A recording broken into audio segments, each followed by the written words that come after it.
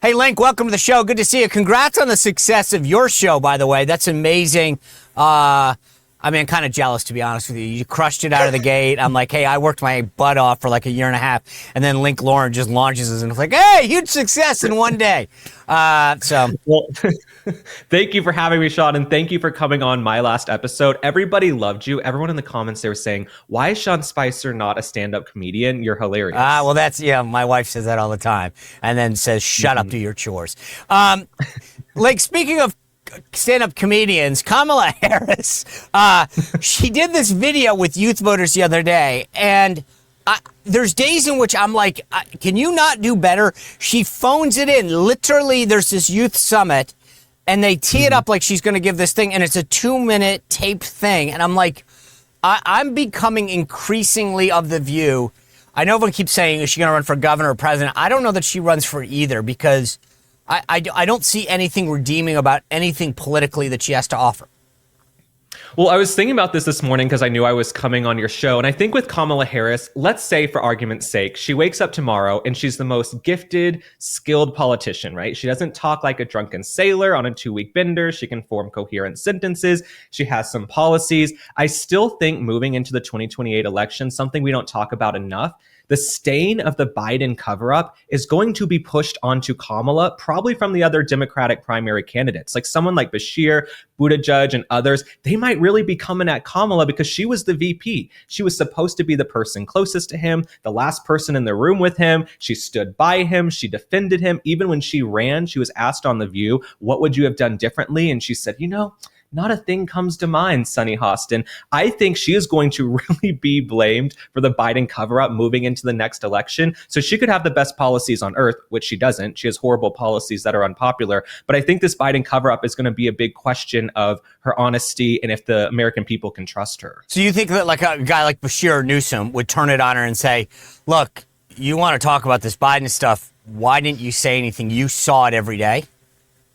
Well, I mean, the 2008 primary got pretty ugly between Obama and Hillary, so I wouldn't be shocked if you see Newsom and Kamala go at it. I don't think Kamala is this precious thing people aren't going to want to touch because she honestly seems like the easiest person to knock off. Remember in the 2020 primary, she was at 2%. She was a flop. She was terrible. So I don't think there's any guarantee that she's going to do well in a primary. And I think the voters will be able to question her honesty, if they can trust her, because she did cover for Biden. Let's be honest. She saw that man was in decline and non-compos mentis, and she lied and covered for him constantly. She's also the same. Remember, she went after Biden and was like, I was that little girl who the busing and the whole, and then, by the way, they still picked her. I'm fascinated by the youth vote. And as a guy that's been in politics quite some time, it was always this belief, what's the old saying that if you don't vote Democrat when you're young, you don't have a heart. And if you don't vote Republican when you're older, you don't have a brain. And there was always that narrative. Young people voted Democrat. But last year in the big election, you look at Gen Z and Gen Z men broke pretty heavily. 52-34 Republican over Democrat. But Gen Z women, it's almost the mirror opposite. 58 Democrat, 37. Why? What's the message that's working with men that maybe isn't working with women? Well, I think this gender gap is honestly going to get worse and worse. I think we're going to keep going like this. I think President Trump just speaks to young men, especially in Butler on July 13th. I know I always bring this up, but when President Trump stood up and said, fight, fight, fight with blood streaming down his face, nobody has ever looked cooler or will ever look cooler in the history of politics in America ever on earth. Period. And so I think for young men, they saw someone who's willing to fight for them, to take on the establishment. He was also going and speaking to them on podcasts and finding them where they were. And then I think the left has also just denigrated men for years, especially masculinity, right? Masculinity is toxic. If a guy sits too comfortably, he's manspreading. If he explains something to a woman, he's mansplaining. There's always this negative lean to everything about being a man on the left. And then the left can't even define what a man or a woman is. So it's no shock that they're fleeing in droves from that party. And then I think also a lot of the women on the left at this point, they're shrill, they're screaming, they're saying, we hate men, we're independent women. They want to sit at home watching MSNBC. And a lot of them look like Chewbacca. And so I think a lot of the men are going to keep moving to the right. But the thing that's interesting to me is, to your point, like for 4 years, we were told about toxic masculinity and we were bad and we needed to get in check. And yet it's almost boomeranged. It's now like you want to express yourself and open a door for a woman and talk about toughness. And right. So do you think that we've rebounded? We learned, the wokeness, the DEI has gone away, or is that just because Trump's in office, Republicans control both houses of Congress, and we're in sort of a safe zone? No, I think we are shifting toward more conservative values. And I think we're going to talk about this later. Even in advertising, you see them moving back to tradition and moving away from woke. Jaguar tanked their company. They put men in dresses on like Mars and colorful outfits. Why not just show a hot chick driving a car like the old Carl's Jr. commercials? So no, I think we're definitely seeing a shift. But yeah, I think these men are tired of being denigrated by the left over and over and over, and especially by these women. It's funny. We talk about the messaging and the messages that get through to different genders and folks and ages. I think tactics are also important, right? If you look back on the last election, President Trump met people where they were. He went on shows like Theo Von and the Nelk Boys and Joe Rogan. The idea was, I'm not just going to go do the Sean Spicer show or, a bunch of political commentary shows. It was, I'm going to go where people are having a discussion about like culture and sports and life, so it was there. And I'm watching the Dems try to replicate it. Like Senator Ed Markey of Massachusetts is like trying to make TikTok videos. My name is Pink and I'm really glad to meet you. You're recommended to me by some people. Hey, ooh, is this illegal? Hey, ooh, it feels illegal. And I'm wondering if they're just missing, like they are misreading the thing. It wasn't that Trump just went on the Nelk Boys or Joe Rogan or whatever. He actually had a conversation with them. I think the Dems are like, oh, I'll just get a TikTok account and therefore I'll reach it. They're missing the messaging point of this. Well, I don't know a single Democrat right now who could just sit down and have a conversation on a podcast, because you got to be able to talk at least for half an hour, sometimes 90 minutes. Some of these podcasts like Rogan, they'll go 2, 3, 3.5 hours. President Trump could sit there and talk to you about any topic under the sun, because he's actually a fully formed human being who's lived a life, right? He's not a career politician. He's done a million different things in his life, and he's lived a very colorful life. So he can actually have those conversations. I think if Kamala Harris tried to sit down and do a 90-minute podcast, it would be a calamity. It would be terrible. You would see there's not much there. She's a career politician. She's just a swamp creature. Everything is so focus grouped and checked over and over and over again. And to go back to your last question, I'm thinking about now, especially my audience is predominantly women. I hear this from the gays, the log cabins as well. It's okay to want chivalry. It's okay to want a masculine man to come along and say, I got you. And I think there was sort of this period of a few years where you weren't allowed to say that you wanted, another person in your life or a support system or companionship. And I see so many women now, especially on social media, conservative women saying, you know what? I do want a partner. I do want a man who knows how to screw in a light bulb and change a tire. God, forgive me for wanting all of those simple things and the American dream, and to live in a 2-parent household, with the nuclear family. I think you're allowed to say that now more than the last 4 years. Yeah, I don't think it should be controversial. You can be right. The funny part about this discussion is I don't there's this sense that if you I think women are unique and have qualities that I don't have, right? I mean, in other words, my wife and my kids wouldn't be clothed. I mean, it's just a fact. They wouldn't eat and or they wouldn't be enrolled in school. There is something that a mother brings to the table, and I'm not, and everybody thinks somehow you're denigrating somebody else. I know a bunch of single dads. It doesn't mean that there can't be a good person out there doing that job, right? That's not, it's when you talk up somebody, it doesn't mean you're doing it at the expense of somebody else. And that's where I think we've gotten into this crazy world where if I say something about the quality of a woman and what she brings to something, therefore it's undermining what a man brings to the table, or it's whatever. And we each have unique qualities, right? I'm short. I can see things that tall people can't, right? I'm not denigrating tall people, but I also know that I face certain challenges as a short person. We all have uniqueness to us. And I think that's the beauty of this, but somehow in culture, it's become, if I say something nice about you, and what you bring to the table, then it must be at the expense of somebody else. And we've missed that. I think highlighting the qualities of women and how they're different and unique in a lot of ways is a good thing. And yet we got captured for so long about equality. We all have to be equal, and that's just not true.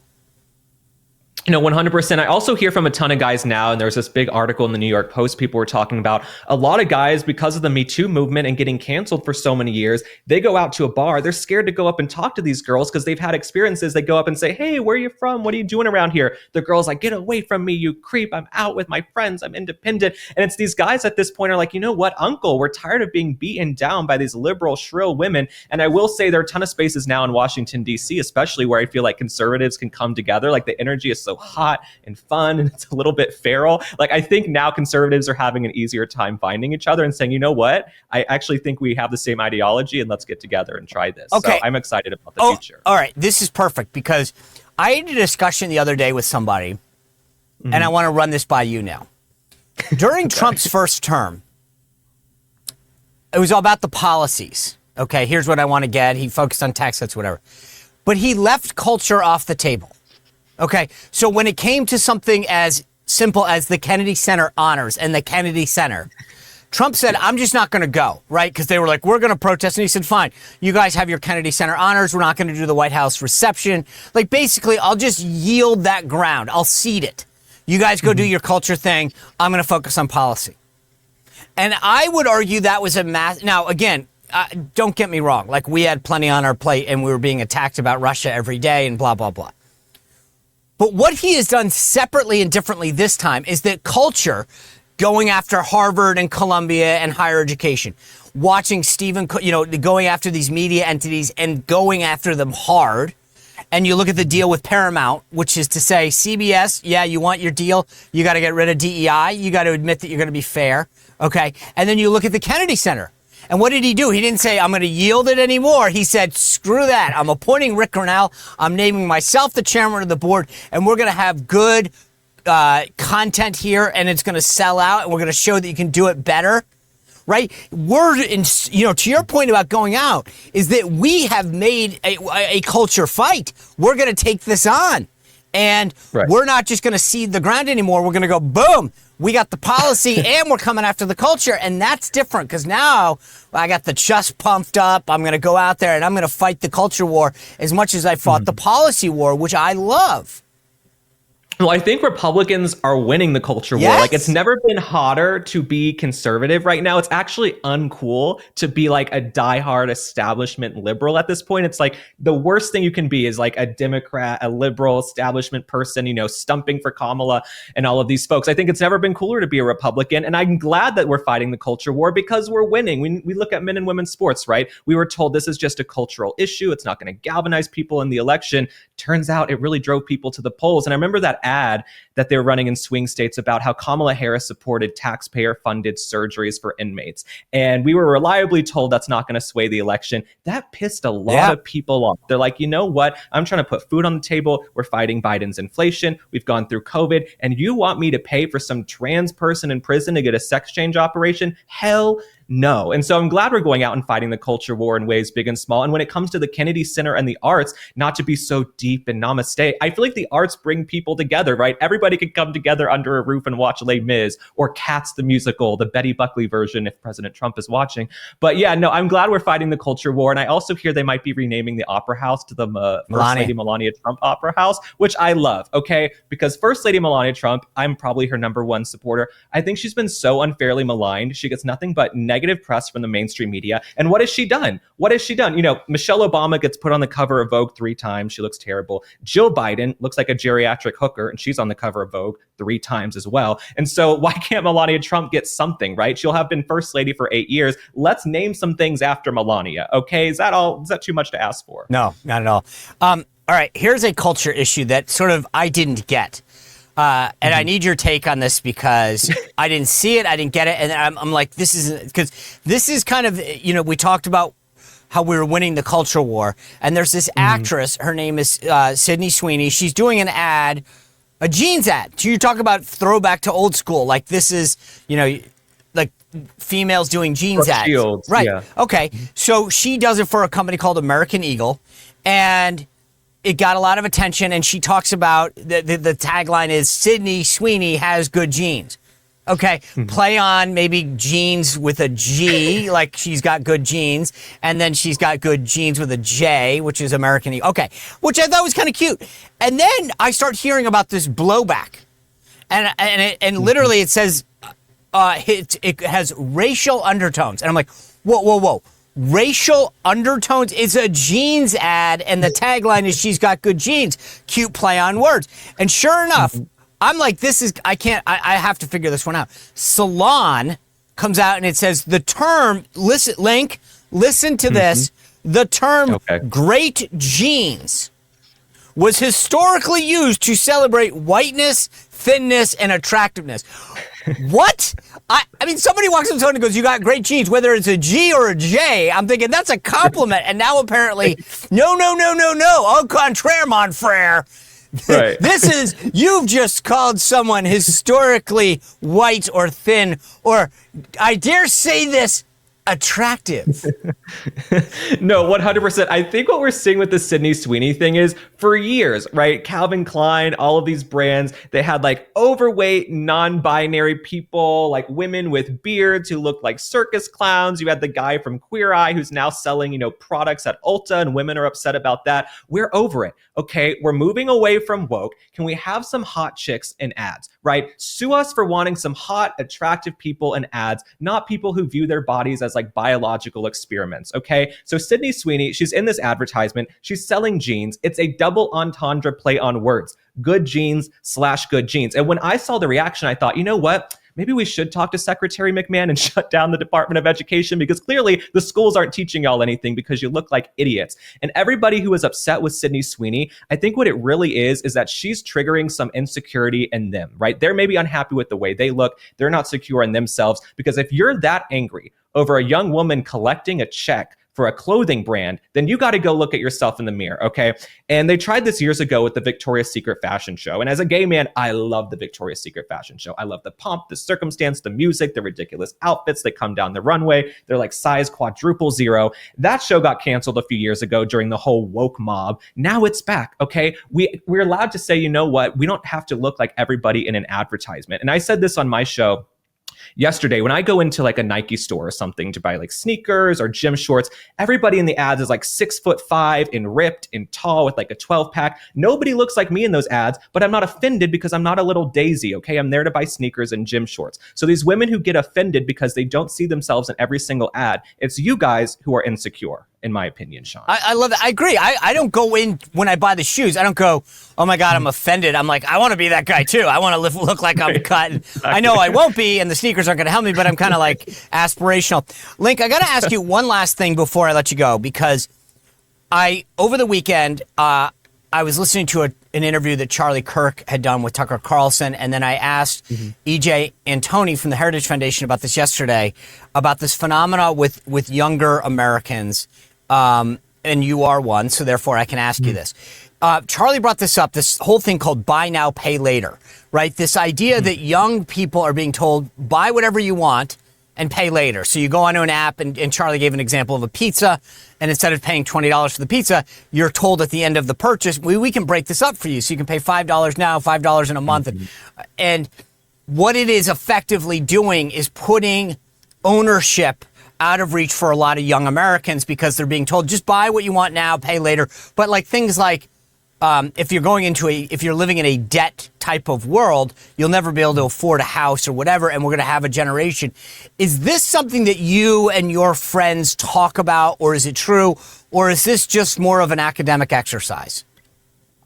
So I don't talk about this with my friends, but I do see anytime I buy something online now, there's like the Klarna, buy now, pay later, and it separates it. Even with my credit card the other day, I was looking at something and I stayed at a hotel, and it was like, you can plan it. You can pay this for 3 months, this for 6 months, this for 12 months, but then you're paying a whole bunch of extra money when you should probably just bite the bullet and pay for it right then and there. And I do believe we have to teach more financial literacy for these kids, right? If you can't afford to just buy a pair of jeans, if you're putting a pair of jeans into like 5 installments over the course of a year, then maybe you need to go back to the drawing board and look at your career. And something I've been pushing for a long time is stop going to these 4-year universities and racking up hundreds of thousands of dollars of debt, right? You might pay for the dorm or the apartment, and then you're spending money on food and you're paying for the classes. And there's no guarantee. Now, Fortune just came out with a study. There is no guarantee that if you have a degree as a 22 to 27-year-old man, that you're going to get a job over someone who does not. So go to a trade school, go to a technical school, start working and learn financial literacy. I went to a really good school. I went to the top school in the country, and then I went to NYU. Not once did anybody teach me how to do my taxes. Not freaking once did anybody teach financial literacy, how to write a check, how to balance a checkbook,